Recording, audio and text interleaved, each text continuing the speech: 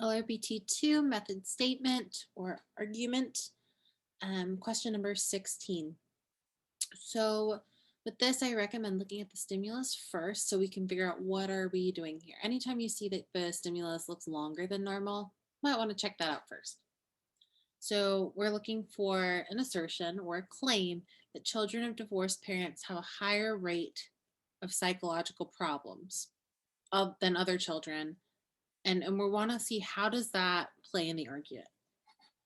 So this could be a fact. This could be something that is supported by evidence. So that claim, or it could be doing the supporting. It could be that fact that supports the main conclusion. We're going to read and try to assign everything else a purpose so that way we can get through this. So our researcher says that we have a rate of psychological problems higher among children of divorced parents than among other children. So that comes right at the beginning.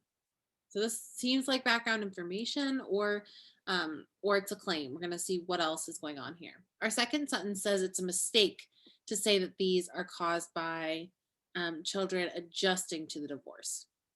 So we're really cluing into the problems being caused by something. The cause is not being talked about in that first sentence. That first sentence is really just saying, hey, here's some data. So automatically we're like, okay, so this is looking like this is just like facts to help support the argument. This is the foundation of the argument.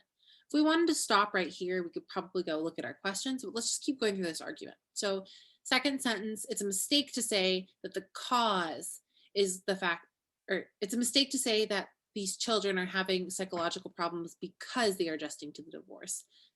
Rather, in the third sentence, it says that, certain behaviors increase the likelihood of the divorce.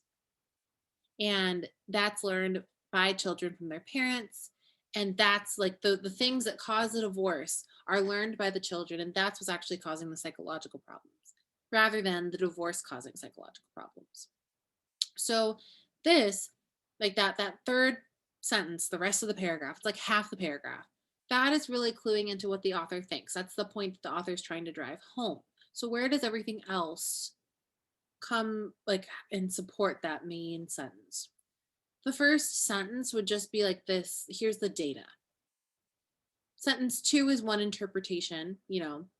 Some people might think that children have difficulty. That would be one interpretation, like because of the divorce. The other interpretation is what the author says, which is, oh no, it's the things that are learned because of like the learned things that also cause divorce. Those cause the difficulty. So there's two interpretations of this data. The data is the basis upon which we make the argument. So we're going to go through our answer choices and figure out what seems like a viable answer. So A, it is the conclusion of the argument. No, our conclusion is that last sentence over here. B, it is the claim that the argument tries to refute. That would be the second sentence here. C, it is offered as evidence. So evidence is sounding good for the claim that divorce is harmful.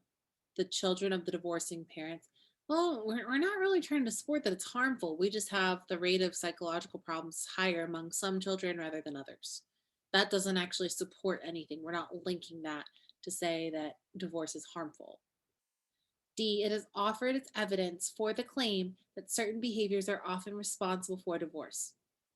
So this, this is tricky. We could say, oh yeah, it is evidence for the claim, but you got to interpret it as such.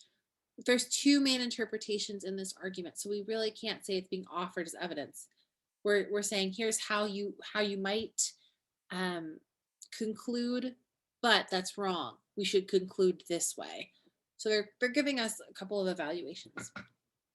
E, it is cited as an established finding. That's cool. It's a fact for which the argument proposes an explanation. This is going to be the best answer choice here because what it does is it gives us, say here's one explanation for this finding, but this is what we should think. This is much more or just as reasonable, but probably better. So this is what our argument is trying to support. So E would be our best answer here.